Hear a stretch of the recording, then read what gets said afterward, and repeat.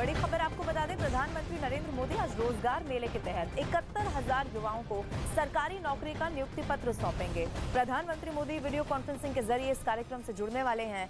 इस मौके पर प्रधानमंत्री सरकार के अलग अलग विभागों में नौकरी पाने वाले युवाओं को संबोधित भी करेंगे। प्रधानमंत्री मोदी रोजगार के मुद्दे पर बेहद गंभीर हैं और इसके लिए केंद्र सरकार की तरफ से रोजगार मेले का कार्यक्रम शुरू किया गया है। केंद्र सरकार की तरफ से पिछले 2 रोजगार मेलों के जरिए अब तक 1,47,000 नौकरियां दी भी जा चुकी हैं। ये नया इंडिया, नए नजरिए का इंडिया, जहां लोगों का नंबर 1 भरोसा बनता है वो जो उनके मुद्दे, उनकी आवाज निडर होकर उठाता है, लोगों की नंबर 1 पसंद बनता है वो जो सिर्फ रफ्तार नहीं जिम्मेदारी पर भी विश्वास रखता है। देश का नंबर 1 न्यूज चैनल बनता है वो जो देश हित और जनहित दोनों को सर्वोपरि समझता है। इन्हें देखिए, घर से ही सोप मैन्युफैक्चरिंग करते हैं और महीने का 1 लाख कमाती हैं। आप भी सोप मैन्युफैक्चरिंग करना चाहते हो? इनसे सीखना है तो फ्रीडम ऐप को अभी डाउनलोड कीजिए।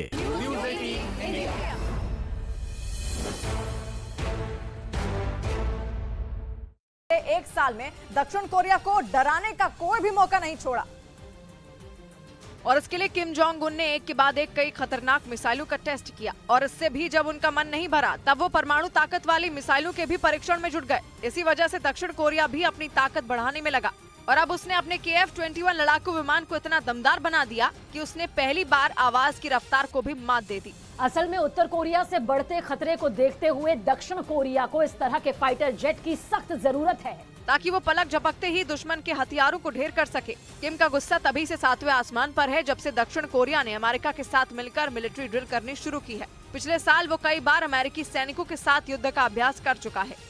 इधर पहलवानों के कुश्ती संघ पर लगाए गए आरोपों के बाद केंद्र सरकार एक्शन में आ गई है और उसने रेसलिंग फेडरेशन ऑफ इंडिया से 72 घंटे में जवाब मांगा, क्योंकि देश के लिए मेडल जीतने वाले पहलवानों ने कुश्ती संघ के अध्यक्ष और कई कोच पर यौन शोषण का आरोप लगाया और दिल्ली के जंतर मंतर पर धरने पर बैठ गए। इन खिलाड़ियों में कई ऐसे खिलाड़ी भी थे जिन्होंने अंतर्राष्ट्रीय स्तर पर एक बार नहीं बल्कि कई बार भारत का नाम रोशन किया। इन्हीं खिलाड़ियों ने रेसलिंग फेडरेशन ऑफ इंडिया के अध्यक्ष पर यौन शोषण का आरोप लगाया और दावा किया कि वो जो कह रहे हैं वो सही है।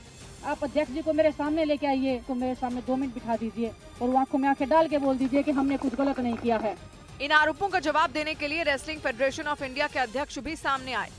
ये एक परिवार का आंदोलन है, गिने चुने लोग हैं, इसमें कुछ झगड़ा फेडरेशन का भी है।